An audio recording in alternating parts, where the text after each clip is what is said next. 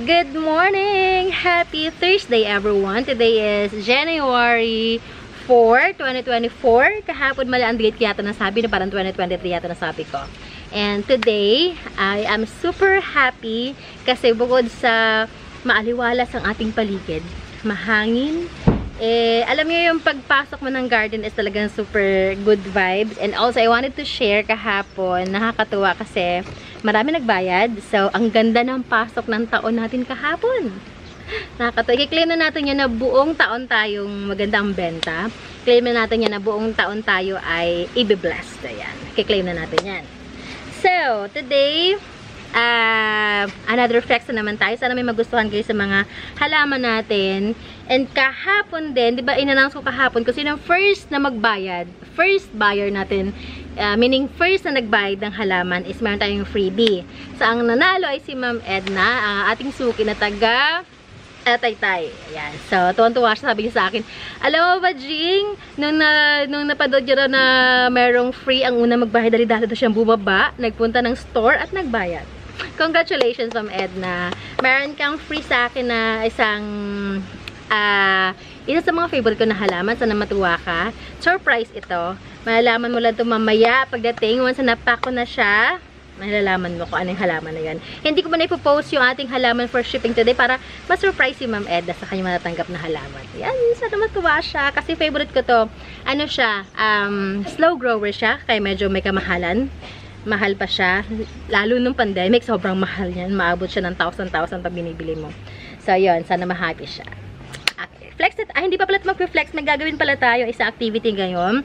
If you could remember, weeks ago, meron tayong Pinropa by air layer din. Kahapon is ating Black Billy. Ngayon, ibang halaman naman to. Ano siya? Daifen. Yung ating variegated Daifen. Yung Big Ben. Pinropa natin siya by air layer kasi nag-ano na siya, nag-leggy. And now, nakikita ko na yung mga ugat niya. So, pwede natin to i-cut para magkaroon tayo ng new plant. Ito siya, oh. Yan, kung nakikita niyo yung ugat niya, malalaki na. So, ikakat na natin para natatakot ako sa hangin kasi baka matumbang ating camera. Kagaya nangyari kahapon. Sobrang lakas ng hangin. Natumbang camera natin. Lalagyan natin ng harang pala. Para sure lang. Wait, pata na yung maliit na pot para may harang ang ating camera. Ating camera. Wait lang ha. Please bear with me. Lagyan natin ng harang ating camera. Para wag siyang madisgrasya. Kasi kahapon, Diyos ko, tumambling na naman siya, day. Ayan. Para ano lang, precautionary measures. Arte. Ang arte. Okay na siguro yan, hindi siguro matutumba yan, ano. Natakot ako baka, tumambling.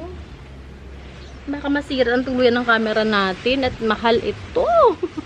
Hindi ako makabili agad-agad ng ganito. Yan. Okay na yan. Picturean ko nga, ang cute. Ang cute tingnan ng camera natin. Meron siyang assistant. Yan.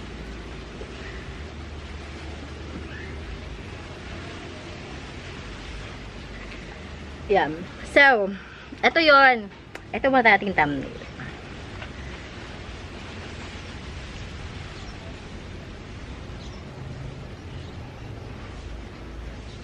Ayan. Bakit ang bar? Ayan.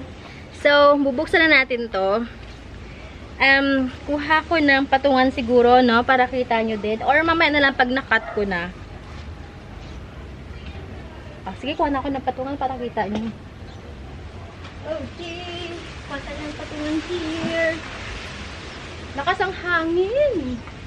Maglalaba ako. Hindi pala ako. Paglalaba yung kapatid ko kasi wala na siyang pasok. So, siya na maglalaba ngayon. Ay, hindi pa rin siya kita. Ano? Hindi pa rin kita. Mababa pa din siya. Papata na isa pa. Patungan. Patay ng mga pots dito. Oh! Ay ka. Pot. Patungan.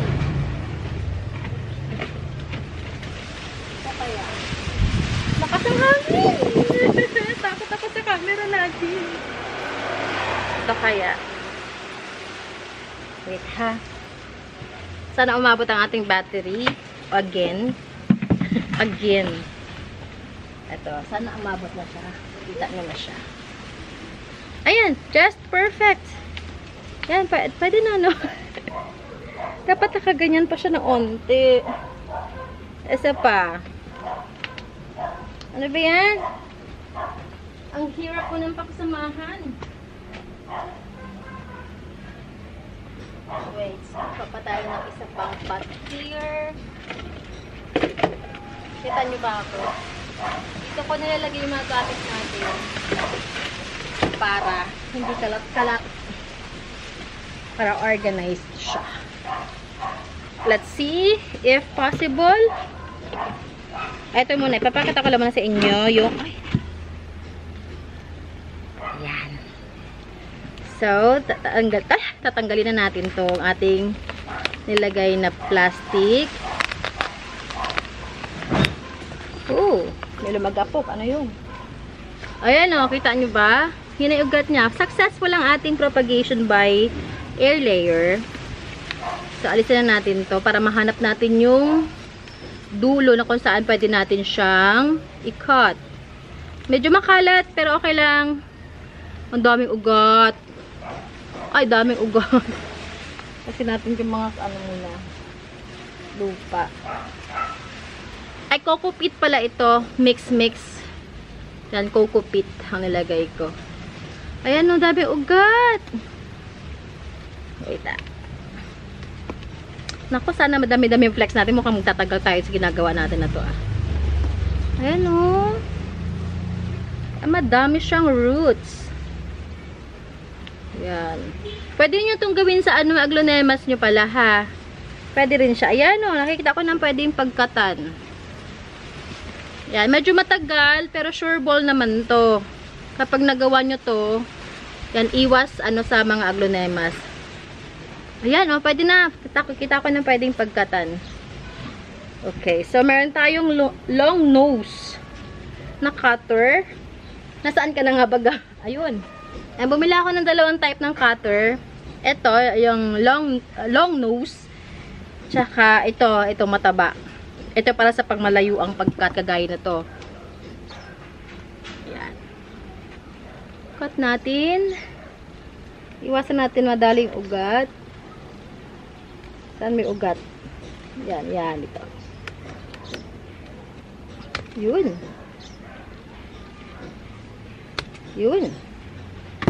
Tapos hilahin-lahandahan para hindi maputol ang mga kaugatan.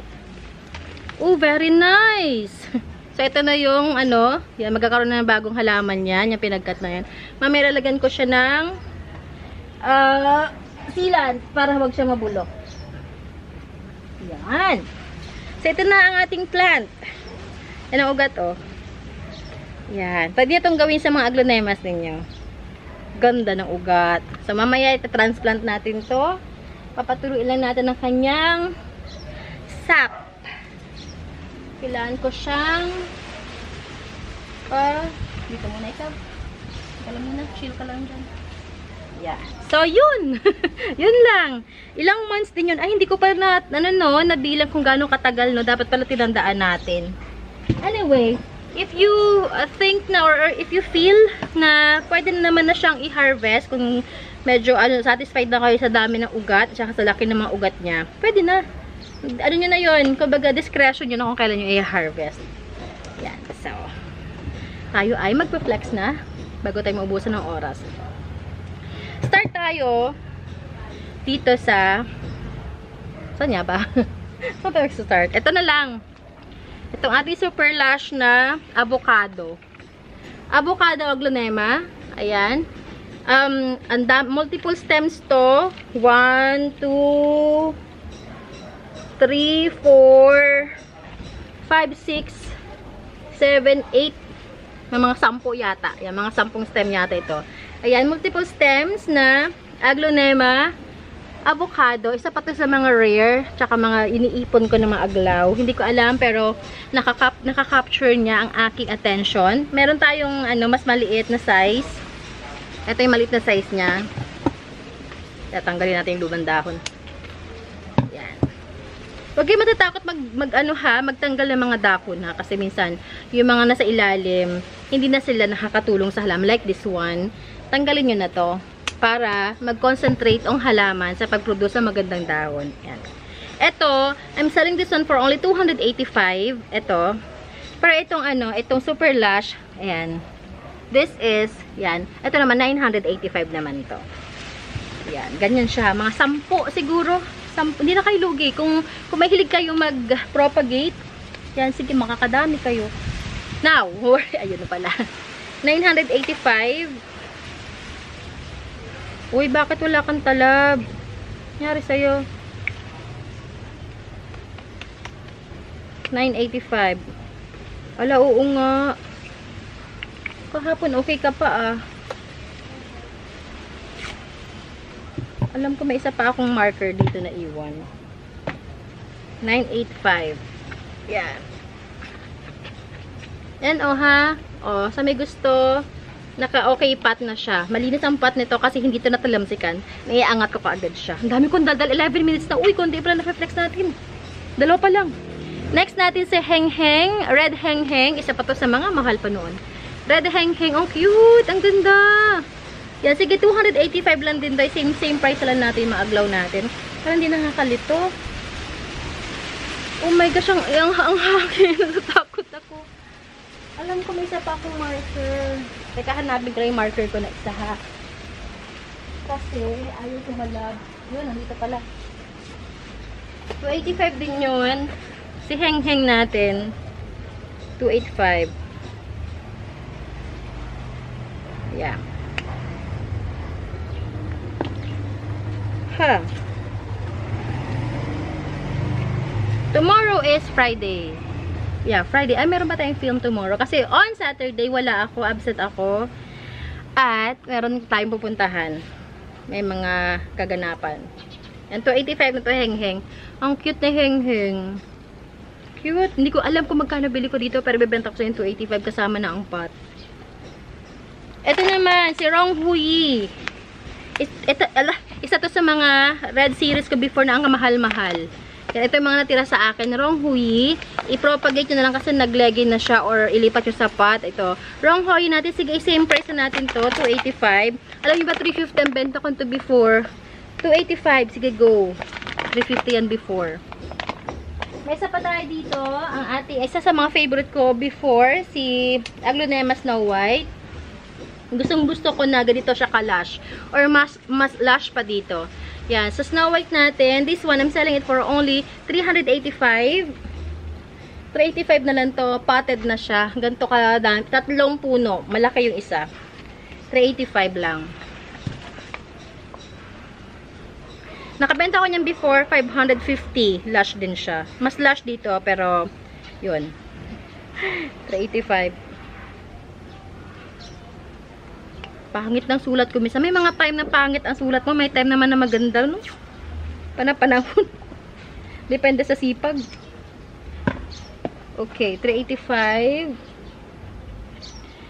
Isa pa ang aglaw. This is Eta Rose. Yan, cute ni Eta Rose. Oh, yan. Si Eta Rose natin, sige, same. Hindi pala. Hindi siya pwedeng same price kasi hindi siya naka-white pot.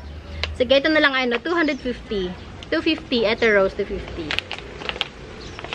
Sulatan natin 250. Kasi target ko lahat ng halaman natin ay white pot. Yung mga nakaganito is para lang sa mga yung inaano ko mga propagations or mga huy, hangin. Ay, yung mga pinapa-stable natin. Once stable, nalilipat ko siya ng white pot. Meron tayong isa pang cute, no? Cute. Ito naman 385 to. 375 pala. Ang ating red unia. Ganda! And baka meron naghahanap sa inyo dyan. Ito meron tayong budget dito na Prince of Orange. I think this is Prince of Orange. Yan. Prince of Orange kaya yata ito. Yan. Sige, ito 200 pesos na lang to. 200 pesos Prince of Orange. Stable na yan. Super stable. Ano pa? Meron pa tayo isa pa dito. This is Siam Pearl. Yan. Siam Pearl natin. 285 din. 285 Siam Pearl.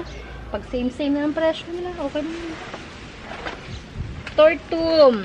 Tortum natin 250. Tortum 250.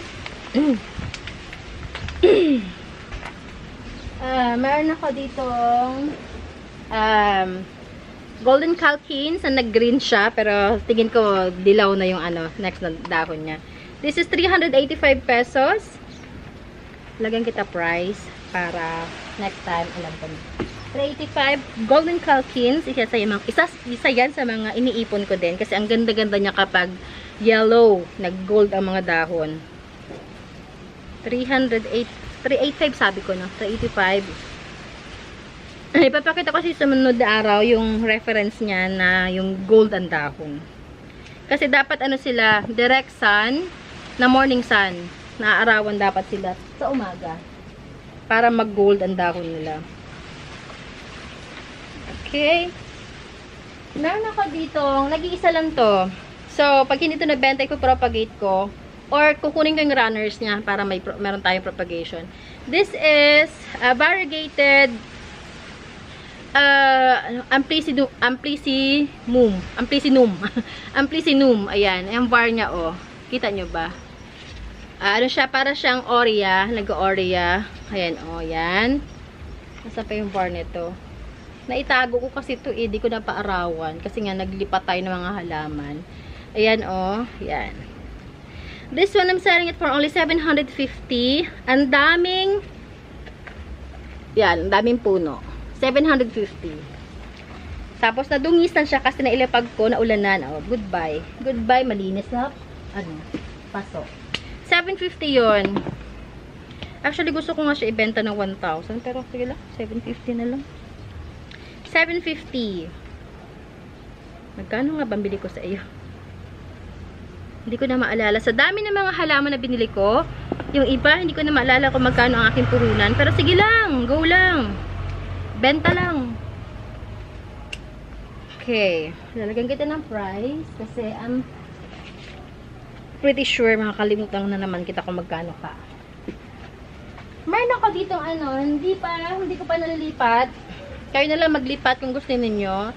This is Black Sun. Yung isa nito is na propagate ko na. Pinapastable ko ng kanyang top cut. Ito ay buo pa. Hindi ko na propagate. Black Sun.